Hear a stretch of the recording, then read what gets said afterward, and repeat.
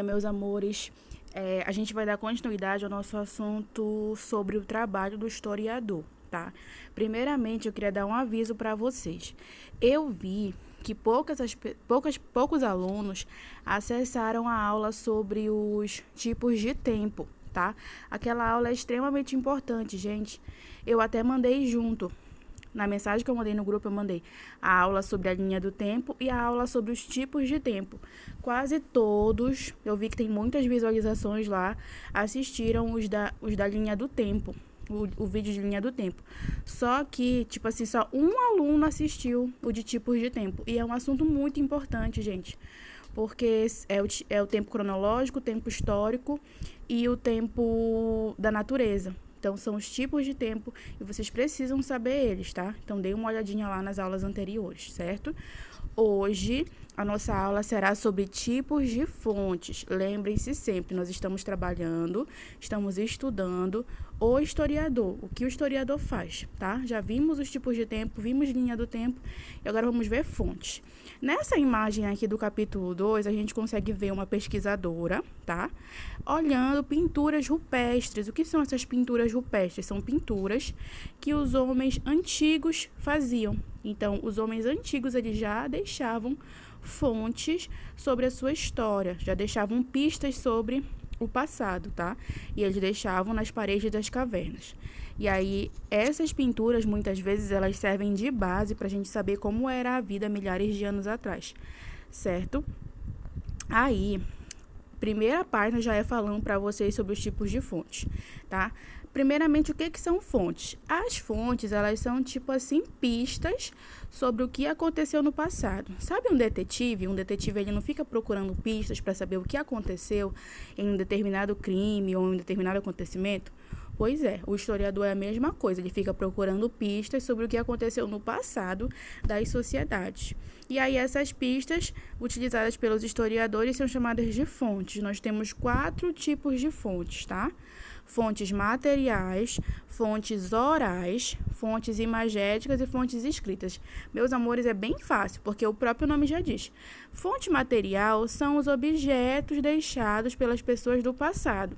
Aí, dentre esses objetos, inclui qualquer tipo de objeto, roupa, joias, brinquedos, até mesmo casas, tá? Tudo que for objeto são fontes materiais. Fontes orais são fontes que chegam até nós por meio da fala. E aí, como é que isso vira uma fonte? Através de entrevistas, através de relatos, através de narrativas, através de contos, tá? Então, tudo que for contado, tudo que alguém estiver contando alguma coisa sobre o passado, é uma fonte oral, certo?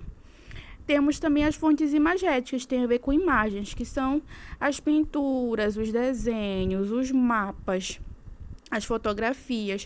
Por exemplo, esse aqui, ó, é um tipo de fonte imagética, certo? E temos as fontes escritas, que são as cartas, os jornais, os livros, os documentos. Por exemplo, a certidão de nascimento de vocês é uma fonte escrita a respeito da vida de vocês, certo? Uma entrevista com a mãe de vocês é uma fonte oral sobre a vida de vocês. Uma foto de vocês é uma fonte imagética. Um brinquedo, uma joia que vocês têm é uma fonte material, certo? Aqui ao lado nós temos um texto muito legal que eu peço que vocês leiam. Até mesmo vocês podem ler acompanhado dos avós ou do pai e da mãe, porque é um texto que fala sobre a valorização dos idosos. Por que os idosos precisam ser valorizados? E por que a gente está falando sobre isso dentro desse assunto? Porque os idosos, eles são fontes históricas muito importantes. Eles são como se fosse uma biblioteca ambulante. Por quê? Porque eles já viveram muita coisa, eles sabem muita coisa, eles conhecem muita coisa. Então, qualquer conversa que a gente tenha com uma pessoa mais velha, a gente vai estar aprendendo muita coisa. Por isso que é importante valorizá-los. Nas sociedades indígenas, e por isso tem a foto aqui, isso já é feito. Muito comum que os idosos, eles sejam o centro das rodas de conversa, e aí as crianças ouvem as histórias sobre o passado, e aí os adultos perguntam para eles sobre qual a melhor decisão a tomar, porque eles já viveram muita coisa e eles sabem muita coisa, tá? Então, eles são bibliotecas ambulantes, são memórias vivas. Quanto mais a gente conversar com eles, melhor pra gente. Aqui nós temos um tipo de fonte, certo? Esse tipo de fonte é uma fonte sobre o Império Romano. Isso daqui é um pedaço das paredes das cidades romanas, tá? Eles costumavam fazer nas paredes, tipo relevos, que retratassem coisas do dia a dia deles. É como se fosse um quadro, tá? Nas paredes eles faziam. E aí, esse aqui é um pedacinho que conta sobre as lutas dos gladiadores no Império Romano.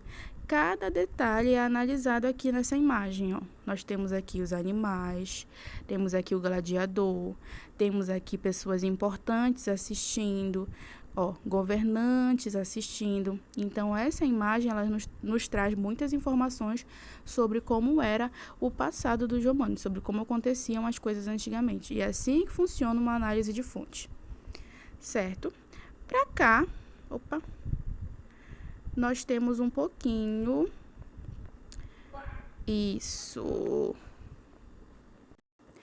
um pouquinho a mais sobre o trabalho do historiador. Aqui ele vai estar explicando para a gente o que é o conhecimento histórico e quem são os sujeitos históricos.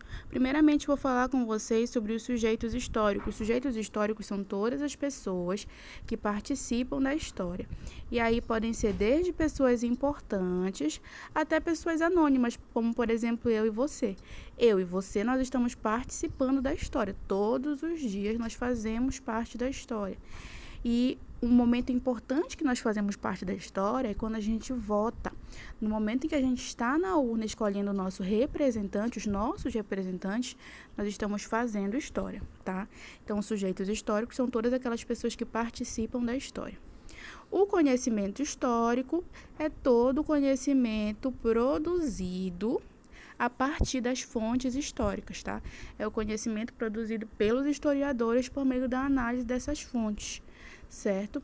Um ponto importantíssimo é vocês terem em mente que esse conhecimento histórico pode mudar. Como ele pode mudar? Pode mudar a partir do surgimento de novas fontes, certo? Então, o conhecimento histórico, ele não é sempre o mesmo. Conforme o tempo for passando, conforme forem surgindo novas fontes, ele pode mudar, ok? Então, o que nós vimos na aula de hoje? Vamos rever. Vimos os tipos de fonte, que são 4. Vimos aqui como é a análise de uma fonte do passado e vimos o que é o conhecimento histórico e quem são os sujeitos históricos, certo? Então, essa é a nossa aula de hoje. E aí eu peço que vocês deem uma lida nesse capítulo só para fixar essas explicações, certo? Beijos, até a próxima aula.